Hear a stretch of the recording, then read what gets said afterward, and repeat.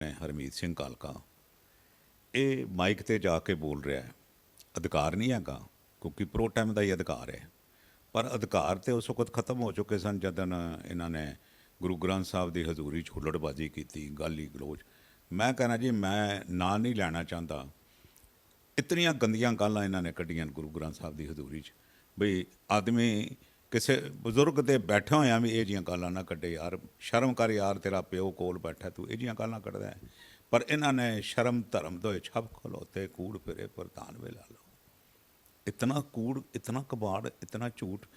ਔਰ ਹਰਮੀਤ ਸਿੰਘ ਕਾਲਕਾ ਕਹਿੰਦਾ ਜੀ ਹੁਣ ਗੁਰੂ ਗ੍ਰੰਥ ਸਾਹਿਬ ਦੀ ਲੋੜ ਨਹੀਂ ਹੈਗੀ, ਇਹਦਾ ਸੁਖਾਸਨ ਕਰਕੇ ਭੇਜ ਦਿਓ, ਅਸੀਂ ਆਪਣੇ ਆਪ ਇਲੈਕਸ਼ਨ ਕਰਾ ਲਾਂਗੇ। ਕਰਾ ਲਓ। ਔਰ ਅਸੀਂ ਦੁਪਹਿਰੀ 1 ਵਜੇ ਦੇ ਕਹਿ ਰਹੇ ਹਾਂ ਤੁਸੀਂ ਗੰਦ ਬਹੁਤ ਮਚਾਇਆ, ਸੁਖਾਸਨ ਕਰ ਦਿਓ, ਸੁਖਾਸਨ ਕਰ ਦਿਓ। ਇਹੀ ਕਾਲਕਾ ਇਸ਼ਾਰੇ ਕਰੀ ਜਾ ਰਿਹਾ ਗ੍ਰੰਥੀ ਨੂੰ, ਸੁਖਾਸਨ ਨਾ ਕਰੀ। ਮੈਂ ਕਿਹਾ ਦਿਹਾੜੀ 1 ਵਜੇ ਨਾਲ ਇਹਨਾਂ ਨੇ ਸ਼ੁਰੂ ਕੀਤਾ ਗੰਦ ਪਾਣਾ। ਮੈਂ ਕਿਹਾ ਜੀ ਸੁਖਾਸਨ ਕਰ ਦਿਓ। ਇਤਨੀ ਗਾਲੀ ਗਲੋਚ ਗੁਰੂ ਦੇ ਹਜ਼ੂਰ, ਇਹ ਰਿਕਾਰਡਡ ਹੈਗੀਆਂ। ਮੈਂ ਕੋਈ ਗੱਲਾਂ ਉਹ ਨਹੀਂ ਕਰ ਰਹੀਆਂ, ਮੇਰੇ ਸਾਰੀਆਂ ਗੱਲਾਂ ਰਿਕਾਰਡਡ ਹੈਗੀਆਂ, ਇਹਨਾਂ ਦੀਆਂ ਗੱਲਾਂ ਵੀ ਰਿਕਾਰਡਡ ਹੈਗੀਆਂ। ਮੈਂ ਅਕਾਲ ਪੁਰਖ ਦੇ ਚਰਨਾਂ 'ਚ ਬੇਨਤੀ ਕਰਦਾ, ਅਰਦਾਸ ਕਰਦਾ, ਸੱਚੇ ਪਾਤਸ਼ਾਹ ਇਤਨੇ ਅਨਾਦਰ ਤੋਂ ਬਾਅਦ ਜਿਹੜੇ ਵਧਾਈਆਂ ਦਿੰਦੇ ਪਏ ਨੇ ਉਹਨਾਂ ਨੂੰ ਤੂੰ ਬਖਸ਼ ਦੇ, ਉਹਨਾਂ ਨੂੰ ਵੀ ਬਖਸ਼ ਦੇ, ਇਹਨਾਂ ਨੂੰ ਵੀ ਬਖਸ਼ ਦੇ। ਰੱਬ ਜਾਣੇ ਇਹ ਇਸ ਅਨਾਦਰ ਦੀ ਕੀ ਕੀਮਤ ਇਹਨਾਂ ਨੂੰ ਦੇਣੀ ਪਏਗੀ। ਇਹ 1 ਅਖੰਡ ਪਾਠ ਰਖਾਏ ਨੇ, ਇਹ 100 ਅਖੰਡ ਪਾਠ ਰਖਾ ਲੈਣ, ਇਹ ਆਪਣੇ ਪਾਪ ਨਹੀਂ ਧੋ ਸਕਦੇ। ਹੁਣ ਯੂਥ ਦਾ ਪ੍ਰਧਾਨ ਵੀ ਛੱਡ ਗਿਆ, ਇਸਤਰੀ ਵਿੰਗ ਦੀ ਪ੍ਰਧਾਨ ਵੀ ਛੱਡ ਗਈ, ਉਹ ਤੀਸਰਾ ਬੱਬਰ ਵੀ ਛੱਡ ਗਿਆ, ਬਾਕੀਆਂ ਦੀਆਂ ਆਵਾਜ਼ਾਂ ਜਿਹੜੀਆਂ ਨਾ ਉਹ ਵੀ ਆਉਣੀਆਂ ਸ਼ੁਰੂ ਹੋ ਗਈਆਂ। ਔਰ ਸਾਨੂੰ ਤਾਂ ਇਹੀ ਲੱਗਦਾ ਹੈਗਾ ਵੀ ਬਾਦਲ ਦਾ ਜਿਹੜਾ ਅਸਤਿਤਵ ਹੈਗਾ ਉਹ ਖਤਰੇ ਵਿੱਚ ਹੈਗਾ। ਇਹ ਬਾਦਲਾਂ ਨੇ ਬੜਾ ਨੁਕਸਾਨ ਕੀਤਾ ਹੈਗਾ ਸਿੱਖ ਕੌਮ ਦਾ।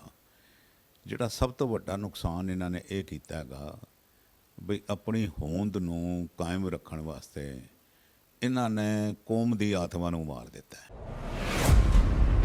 ਜਿਸ ਵਕਤ ਤੁਸੀਂ ਗੁੰਡੇ ਮਵਾਲੀ ਪਾਰਟੀ ਦੇ ਵਿੱਚ ਸ਼ਾਮਲ ਕਰੋਗੇ, ਸਿਰਸੇ ਵਰਗੇ, ਬਿਨਾਂ ਉਹਨਾਂ ਦਾ ਜੀਵਨ ਵੇਖੇ।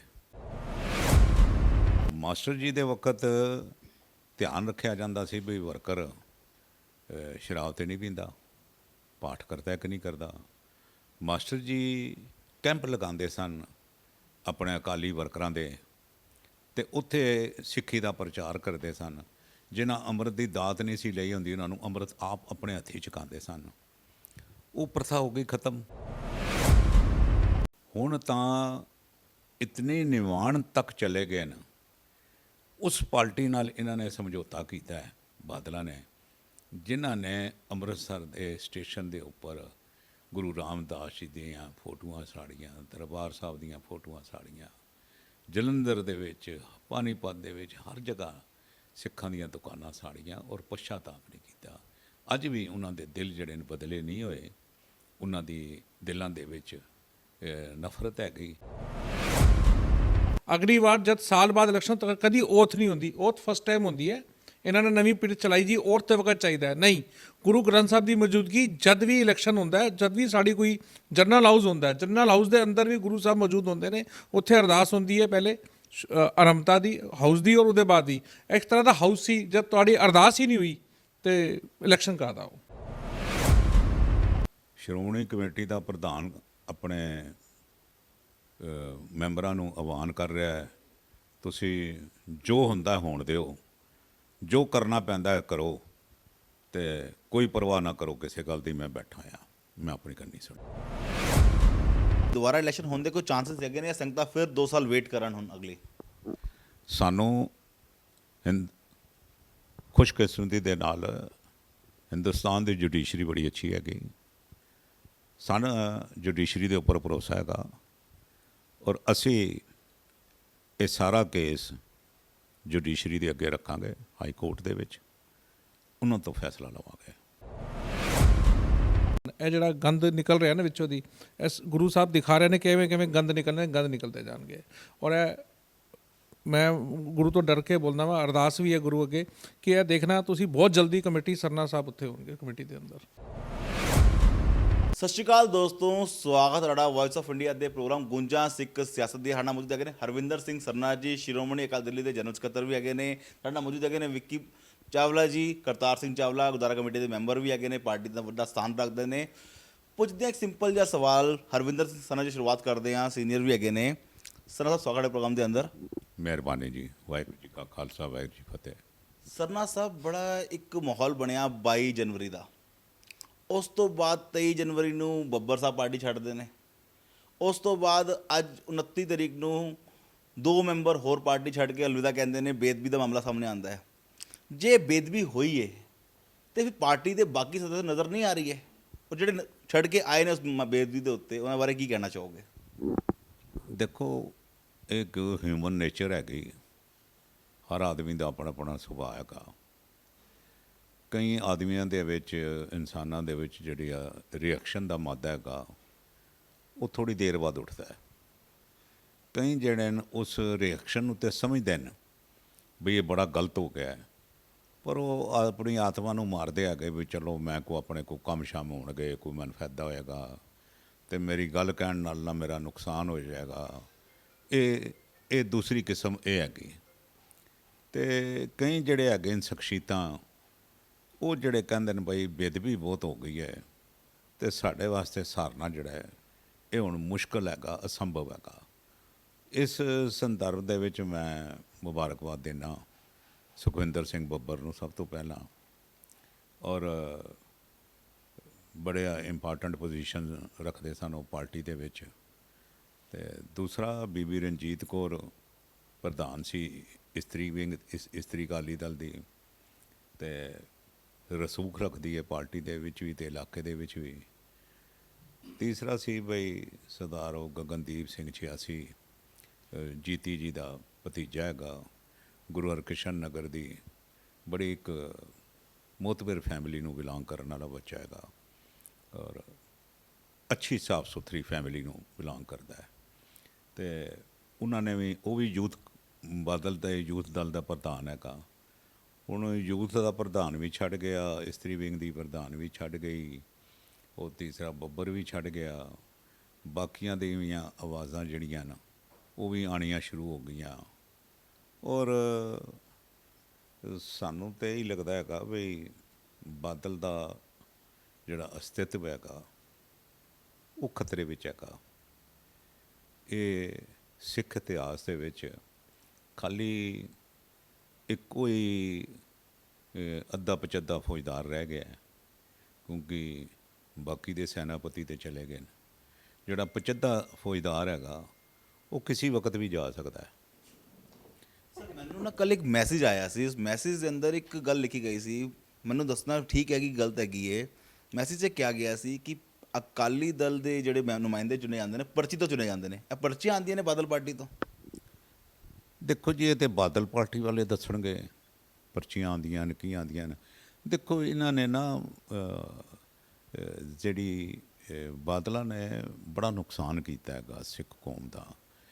ਜਿਹੜਾ ਸਭ ਤੋਂ ਵੱਡਾ ਨੁਕਸਾਨ ਇਹਨਾਂ ਨੇ ਇਹ ਕੀਤਾ ਹੈਗਾ ਵੀ ਆਪਣੀ ਹੋਂਦ ਨੂੰ ਕਾਇਮ ਰੱਖਣ ਵਾਸਤੇ ਇਹਨਾਂ ਨੇ ਕੌਮ ਦੀ ਆਤਮਾ ਨੂੰ ਮਾਰ ਦਿੱਤਾ ਹੈ। ਮਗਰ ਰਣਜੀਤ ਕੌਰ ਜੀ ਦਾ ਜਿਹੜਾ ਬਿਆਨ ਹੈਗਾ, ਉਹ ਇੱਕ ਬਿਆਨ ਇਹ ਕਹਿੰਦਾ ਹੈ ਕਿ ਬਈ ਬਾਦਲ ਪਾਰਟੀ ਚੁਣਾਵ ਜਿੱਤੀ ਨਹੀਂ ਹੈਗੀ, ਕਿਉਂਕਿ ਜਦੋਂ ਬਾਦਲ ਪਾਰਟੀ ਦੇ ਨੁਮਾਇੰਦੇ ਉਹਨੂੰ ਵਿਸ਼ ਕਰਨ ਗਏ ਸੀ ਅਕਾਲੀ ਇਸਤਰੀ ਵਿੰਗ ਵੱਲੋਂ, ਤਾਂ ਉਹਨਾਂ ਨੇ ਕੰਨ 'ਚ ਕਹਿਤਾ ਗਿਆ ਸੀ ਬਾਦਲ ਪਾਰਟੀ ਦਾ ਨਾਂ ਨਾ ਲੈਣਾ। ਠੀਕ ਆਖਰੀ ਹੈ ਉਹ। ਦੇਖੋ, ਜਿਹੜੀ ਕਾਲਕੇ ਨੇ ਇੰਡੀਆ ਗੇਟ ਸਕੂਲ ਦੇ ਵਿੱਚ ਪ੍ਰੈਸ ਕਾਨਫਰੰਸ ਕੀਤੀ ਸੀ, ਤਾਂ ਕਾਲਕੇ ਨੇ ਉੱਥੇ ਇਹੀ ਕਿਹਾ ਸੀ ਵੀ ਅਸੀਂ ਦਿੱਲੀ ਦੇ ਸੰਗਠਨ ਇਕੱਠੇ ਹੋ ਰਿਹਾ। ਉਹਨੇ ਅਕਾਲੀ ਦਲ ਦਾ ਕੋਈ ਨਾਂ ਨਹੀਂ ਲਿਆ ਬਿਲਕੁਲ। ਉਸ ਤੋਂ ਬਾਅਦ ਉਸਨੇ ਇਲੈਕਸ਼ਨ ਜਿੱਤਣ ਤੋਂ ਬਾਅਦ ਵੀ ਪ੍ਰੈਸ ਕਾਨਫਰੰਸ ਕੀਤੀ, ਉਸਨੇ ਪਾਰਟੀ ਦਾ ਕੋਈ ਨਾਂ ਨਹੀਂ ਲਿਆ, ਕੋਈ ਸੁਖਬੀਰ ਸਿੰਘ ਬਾਦਲ ਦਾ ਨਾਂ ਨਹੀਂ ਲਿਆ। ਸੁਖਬੀਰ ਸਿੰਘ ਬਾਦਲ ਜੀ ਨੇ ਪਾਰਟੀ ਦਾ ਸਿੰਬਲ ਲੇ ਆਫ ਆਪਣਾ ਕਹਿੰਦੇ ਕਿਰਾਏ ਦੇ ਦਿੱਤਾ ਸੀ ਅਕਾਲੀ ਦਲ ਟੀਮ, ਸਿਰਸਾ ਟੀਮ ਕਾਲਕੇ ਨੂੰ। ਤੁਸੀਂ ਇਹੀ ਸਮਝ ਲਓ ਵੀ ਉਹਨਾਂ ਨੇ ਸਭ ਕੁਝ ਹੀ ਕਿਰਾਏ 'ਤੇ ਦੇ ਦਿੱਤਾ। ਪਾਰਟੀ ਦਾ ਧਰੋਹਰ ਸਾਰਾ ਉਹਨਾਂ ਨੇ ਕਿਰਾਏ 'ਤੇ ਦੇ ਦਿੱਤਾ। ਕਿਰਾਏ 'ਤੇ ਕੀ ਦਿੱਤਾ? ਦੇਖੋ, ਇਹ ਜਿਸ ਵਕਤ ਤੁਸੀਂ ਗੁੰਡੇ ਮਵਾਲੀ ਪਾਰਟੀ ਦੇ ਵਿੱਚ ਸ਼ਾਮਲ ਕਰੋਗੇ ਸਿਰਸੇ ਵਰਗੇ, ਬਿਨਾਂ ਉਹਨਾਂ ਦਾ ਜੀਵਨ ਵੇਖੇ, ਬਿਨਾਂ ਜੀਵਨ ਵੇਖੇ। ਮਾਸਟਰ ਜੀ ਦੇ ਵਕਤ ਧਿਆਨ ਰੱਖਿਆ ਜਾਂਦਾ ਸੀ ਵੀ ਵਰਕਰ ਸ਼ਰਾਬ ਤੇ ਨਹੀਂ ਪੀਂਦਾ, ਪਾਠ ਕਰਦਾ ਕਿ ਨਹੀਂ ਕਰਦਾ। ਮਾਸਟਰ ਜੀ ਕੈਂਪ ਲਗਾਉਂਦੇ ਸਨ ਆਪਣੇ ਅਕਾਲੀ ਵਰਕਰਾਂ ਦੇ, ਅਤੇ ਉੱਥੇ ਸਿੱਖੀ ਦਾ ਪ੍ਰਚਾਰ ਕਰਦੇ ਸਨ। ਜਿਨ੍ਹਾਂ ਅੰਮ੍ਰਿਤ ਦੀ ਦਾਤ ਨਹੀਂ ਸੀ ਲਈ ਹੁੰਦੀ, ਉਹਨਾਂ ਨੂੰ ਅੰਮ੍ਰਿਤ ਆਪ ਆਪਣੇ ਹੱਥੀਂ ਛਕਾਉਂਦੇ ਸਨ। ਉਹ ਪ੍ਰਥਾ ਹੋ ਗਈ ਖਤਮ।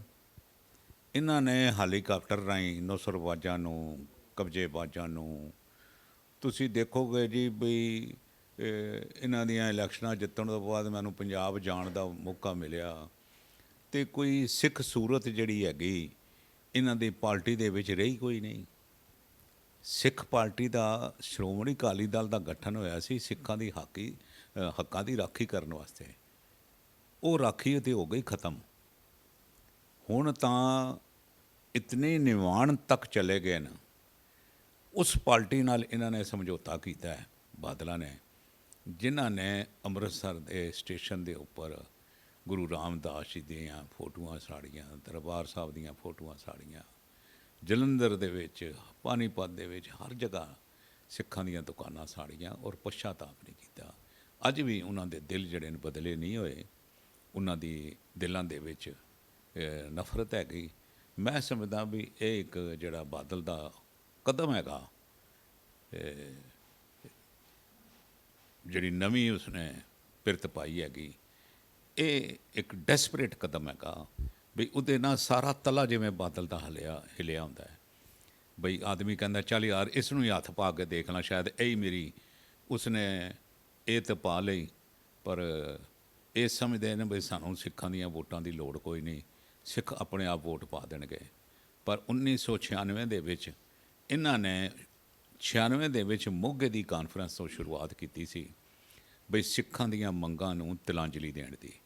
ਉਸ ਵਕਤ ਇਹਨਾਂ ਨੇ ਕਿਹਾ ਜੀ ਵੀ ਸਾਨੂੰ ਹੁਣ ਇਹ ਪੰਜਾਬੀ ਪਾਰਟੀ ਅਨਾਊਂਸ ਕਰਨੀ ਚਾਹੀਦੀ ਹੈ, ਅਸੀਂ ਖਾਲੀ ਸਿੱਖਾਂ ਦੀ ਪਾਰਟੀ ਨਹੀਂ ਹੈਗੇ।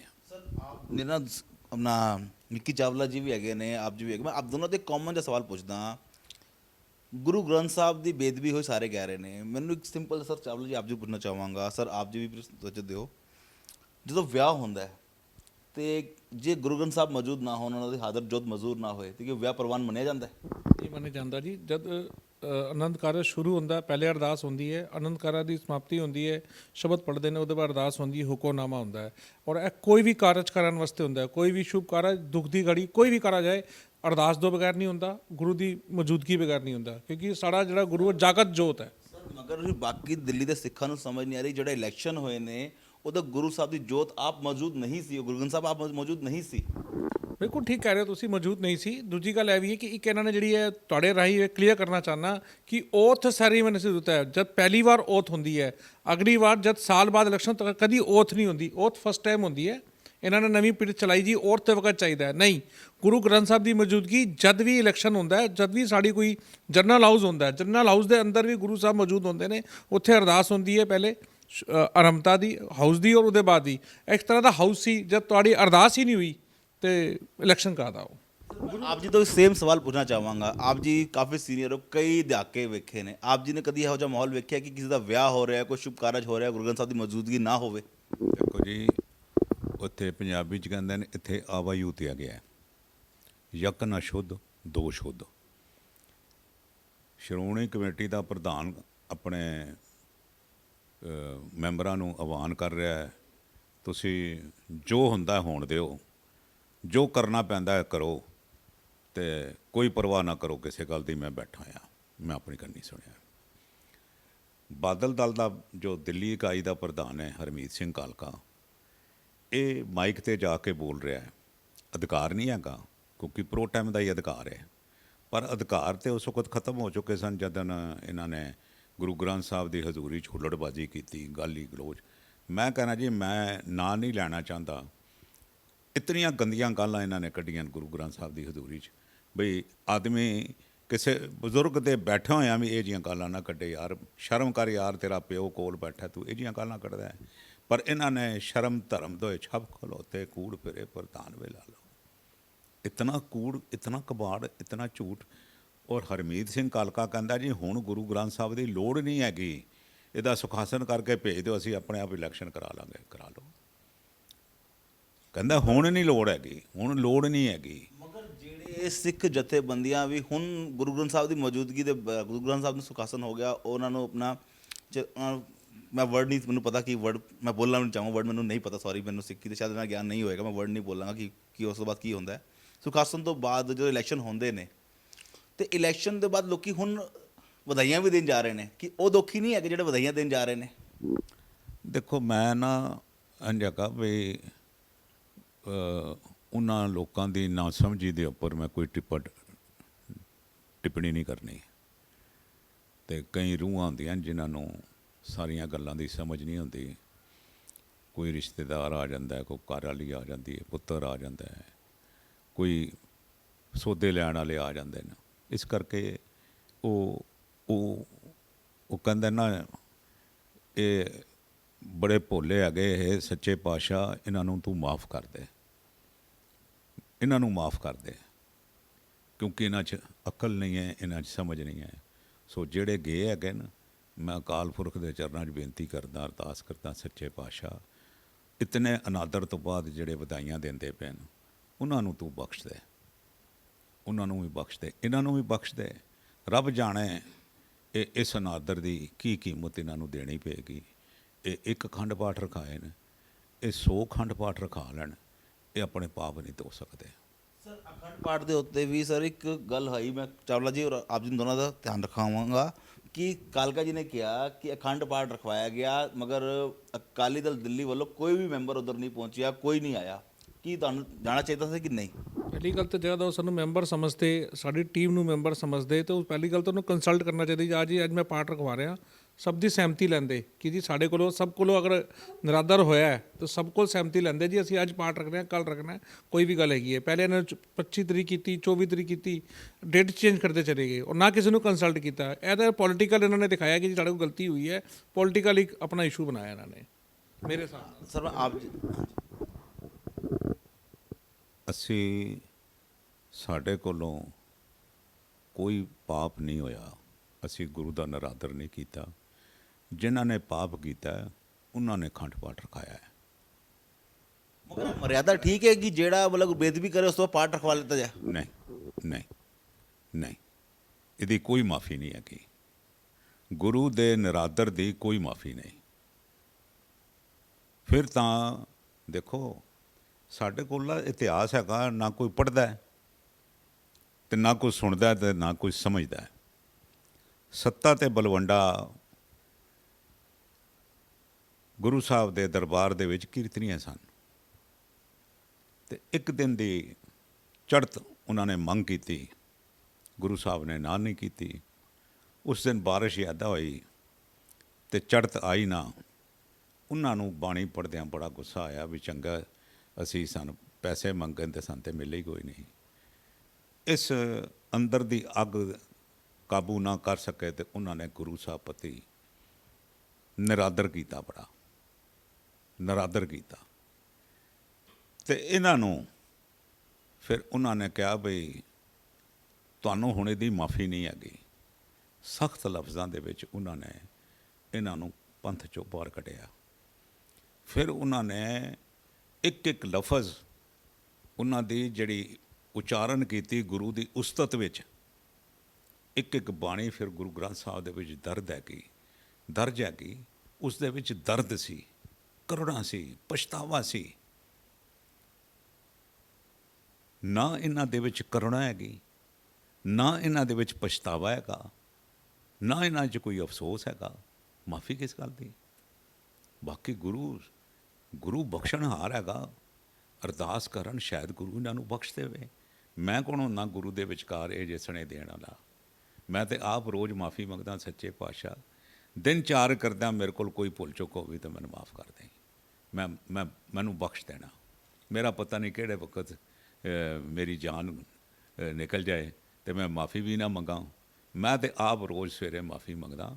ਉਹ ਸਮਝਦੇ ਨੇ, ਪਰ ਉਹ ਅਫਸੋਸ ਦੀ ਗੱਲ ਹੈ ਕਿ ਅਕਾਲੀ ਦਲ ਸਿੱਖਾਂ ਦੀ ਰਾਖੀ ਦੀ ਪਾਰਟੀ ਅਕਾਲੀ ਦਲ ਇਕਾਈ ਦਾ ਪ੍ਰਧਾਨ ਦਿੱਲੀ ਦਾ, ਉਹ ਸ਼੍ਰੋਮਣੀ ਕਮੇਟੀ ਦਾ ਪ੍ਰਧਾਨ, ਉਹ ਇਹਨਾਂ ਦੇ ਮੈਂਬਰ, ਉਹ ਚਿੱਠੀ ਲਿਖ ਰਹੇ ਨੇ ਪੁਲਿਸ ਨੂੰ ਗੁਰੂ ਗ੍ਰੰਥ ਸਾਹਿਬ ਦੀ ਹਜ਼ੂਰੀ 'ਚ ਗੁਰਦੁਆਰੇ ਭੇਜਿਆ ਜਾਏ। ਪਹਿਲੀ ਵਾਰ ਇਤਿਹਾਸ ਦੇ ਵਿੱਚ ਆਪ ਚਿੱਠੀ ਲਿਖ ਕੇ ਮੰਗਵਾ ਰਹੇ ਨੇ। ਪੁਲਿਸ ਨੇ ਗੁਰਦੁਆਰੇ 'ਚ ਨਹੀਂ ਸੀ ਆਉਣਾ। ਪੁਲਿਸ ਨੂੰ ਉਹਨਾਂ ਦੀ ਚਿੱਠੀ ਦੇ ਉੱਪਰ ਵੀ ਅਧਿਕਾਰ ਨਹੀਂ ਹੈਗਾ ਗੁਰਦੁਆਰੇ ਦੇ ਵਿੱਚ ਜਿੱਥੇ ਗੁਰੂ ਗ੍ਰੰਥ ਸਾਹਿਬ ਬੈਠੇ ਨੇ। ਔਰ ਅਸੀਂ ਦੁਪਹਿਰੀ 1 ਵਜੇ ਦੇ ਕਹਿ ਰਹੇ ਹਾਂ ਤੁਸੀਂ ਗੰਦ ਬਹੁਤ ਮਚਾਇਆ, ਸੁਖਾਸਨ ਕਰ ਦਿਓ, ਸੁਖਾਸਨ ਕਰ ਦਿਓ। ਇਹੀ ਕਲਕਾ ਇਸ਼ਾਰੇ ਕਰੀ ਜਾ ਰਿਹਾ ਗ੍ਰੰਥੀ ਨੂੰ ਸੁਖਾਸਨ ਨਾ ਕਰੀ। ਮੈਂ ਕਿਹਾ ਦਿਹਾੜੀ 1 ਵਜੇ ਨਾਲ ਇਹਨਾਂ ਨੇ ਸ਼ੁਰੂ ਕੀਤਾ ਗੰਦ ਪਾਣਾ। ਮੈਂ ਕਿਹਾ ਜੀ ਸੁਖਾਸਨ ਕਰ ਦਿਓ। ਇਤਨੀ ਗਾਲੀ ਗਲੋਚ ਗੁਰੂ ਦੇ ਹਜ਼ੂਰ। ਇਹ ਰਿਕਾਰਡਡ ਹੈਗੀਆਂ, ਮੈਂ ਕੋਈ ਗੱਲਾਂ ਉਹ ਨਹੀਂ ਕਰ ਰਹੀਆਂ, ਮੇਰੇ ਸਾਰੀਆਂ ਗੱਲਾਂ ਰਿਕਾਰਡਡ ਹੈਗੀਆਂ, ਇਹਨਾਂ ਦੀਆਂ ਗੱਲਾਂ ਵੀ ਰਿਕਾਰਡਡ ਹੈਗੀਆਂ। ਗੁਰੂ ਮਹਾਰਾਜ ਦਾ ਪ੍ਰਕਾਸ਼ ਉਹਨਾਂ ਵੱਲ ਪਿੱਠ ਕਰਕੇ ਪੁਲਿਸ, ਜਿਹਦੀ ਜੇਬ ਵਿੱਚ ਬੀੜੀਆਂ ਵੀ ਪਈਆਂ ਨੇ, ਸਿਗਰਟਾਂ ਵੀ ਪਈਆਂ ਨੇ, ਹਥਿਆਰ ਵੀ ਪਏ ਹੋਏ ਨੇ ਸਾਰੇ, ਉਹਨਾਂ ਦੇ ਸਮੇਤ ਪਿੱਠ ਕਰਕੇ ਗੁਰੂ ਵੱਲ ਉਹ ਬਹਿਸਬਾਜ਼ੀ 'ਚ ਪਏ ਹੋਏ ਨੇ, ਬਕਵਾਸਬਾਜ਼ੀ ਕਰ ਰਹੇ ਨੇ। ਇਹ ਸੁਣੀ ਜਾ ਰਹੇ ਨੇ, ਉਹ ਕਰੀ ਜਾ ਰਹੇ ਨੇ। ਸਰ ਹੁਣ ਮੈਂ ਲਾਸਟ ਕੁਐਸਚਨ ਤੇ ਆਨਾ, ਹੁਣ ਇਹਦਾ ਹੱਲ ਕੀ ਹੈ ਕਿ ਦੁਬਾਰਾ ਇਲੈਕਸ਼ਨ ਹੋਣ ਦੇ ਕੋਈ ਚਾਂਸਸ ਹੈਗੇ ਨੇ ਜਾਂ ਸੰਗਤਾਂ ਫਿਰ 2 ਸਾਲ ਵੇਟ ਕਰਨ ਹੁਣ ਅਗਲੇ? ਸਾਨੂੰ ਖੁਸ਼ਕਿਸਮਤੀ ਦੇ ਨਾਲ ਹਿੰਦੁਸਤਾਨ ਦੀ ਜੁਡੀਸ਼ਰੀ ਬੜੀ ਅੱਛੀ ਹੈਗੀ। ਸਾਨੂੰ ਜੁਡੀਸ਼ਰੀ ਦੇ ਉੱਪਰ ਭਰੋਸਾ ਹੈਗਾ ਔਰ ਅਸੀਂ ਇਹ ਸਾਰਾ ਕੇਸ ਜੁਡੀਸ਼ਰੀ ਦੇ ਅੱਗੇ ਰੱਖਾਂਗੇ, ਹਾਈ ਕੋਰਟ ਦੇ ਵਿੱਚ, ਉਹਨਾਂ ਤੋਂ ਫੈਸਲਾ ਲਵਾਂਗੇ। ਸਰ ਮੈਂ ਆਪ ਜੀ ਤੋਂ ਲਾਸਟ ਕੁਐਸਚਨ ਕਰਨਾ ਚਾਹਾਂਗਾ। ਆਪ ਜੀ ਮੈਂਬਰ ਹੈਗੇ ਹੋ ਪਿਛਲੀ, ਆਪ ਜੀ ਨੂੰ ਕੀ ਲੱਗਦਾ ਹੈ ਕਿ ਹੁਣ ਕੋਰਟ ਦੇ ਕੋਈ ਰਾਹ ਹੈਗਾ ਅੱਗੇ ਕਿ ਨਹੀਂ? ਬਿਲਕੁਲ ਹੈ। ਦੇਖੋ ਪਹਿਲੀ ਗੱਲ ਤਾਂ ਜਦ ਗੁਰੂ ਨੇ ਸਾਨੂੰ ਇੱਥੇ ਤੱਕ ਪਹੁੰਚਾਇਆ ਨਾ, ਬਿੱਦ ਬਣੀ ਹੋਈ ਹੈ ਤੇ ਅੱਗੇ ਵੀ ਪਹੁੰਚਾਂਗੇ। ਔਰ ਇਹ ਸਫਾਈ ਹੁੰਦੀ ਜਾ ਰਹੀ ਹੈ। ਇਹ ਜਿਹੜੇ ਅੱਜ 3 ਮੈਂਬਰ ਨਿਕਲੇ, ਐਵੇਂ ਜੇ ਬੜੇ ਮੈਂਬਰ ਨਿਕਲਣਗੇ ਆਪਣੇ ਆਪ ਪਤਾ ਚੱਲ ਜਾਏਗਾ, ਕਿਉਂਕਿ ਇਹ ਗੁਰੂ ਸਾਹਿਬ ਚਾਹੁੰਦੇ ਨੇ ਕਿ ਸਰਨਾ ਸਾਹਿਬ ਆਉਣ। ਇਹ ਜਿਹੜਾ ਗੰਦ ਨਿਕਲ ਰਿਹਾ ਨਾ ਵਿੱਚੋਂ ਦੀ, ਇਸ ਗੁਰੂ ਸਾਹਿਬ ਦਿਖਾ ਰਹੇ ਨੇ ਕਿਵੇਂ ਕਿਵੇਂ ਗੰਦ ਨਿਕਲਣੇ, ਗੰਦ ਨਿਕਲਦੇ ਜਾਣਗੇ। ਔਰ ਇਹ ਮੈਂ ਗੁਰੂ ਤੋਂ ਡਰ ਕੇ ਬੋਲਦਾ ਵਾਂ, ਅਰਦਾਸ ਵੀ ਹੈ ਗੁਰੂ ਅੱਗੇ ਕਿ ਇਹ ਦੇਖਣਾ ਤੁਸੀਂ ਬਹੁਤ ਜਲਦੀ ਕਮੇਟੀ ਸਰਨਾ ਸਾਹਿਬ ਉੱਥੇ ਹੋਣਗੇ ਕਮੇਟੀ ਦੇ ਅੰਦਰ। ਐਸੇ ਸਾਡੇ ਨਾਲ ਸਰਨਾ ਸਾਹਿਬ ਆਪ ਸੀ, ਵਿੱਕੀ ਚਾਵਲਾ ਸੀ, ਕਰਤਾਰ ਸਿੰਘ ਚਾਵਲਾ ਜੀ, ਜਿਨ੍ਹਾਂ ਨੇ ਆਪਣੀ ਗੱਲ ਰੱਖੀ, ਬੜੀ ਬੇਬਾਕੀ ਨਾਲ ਰੱਖੀ। ਦੇਖਦੇ ਰਹੋ ਵੌਇਸ ਆਫ ਇੰਡੀਆ।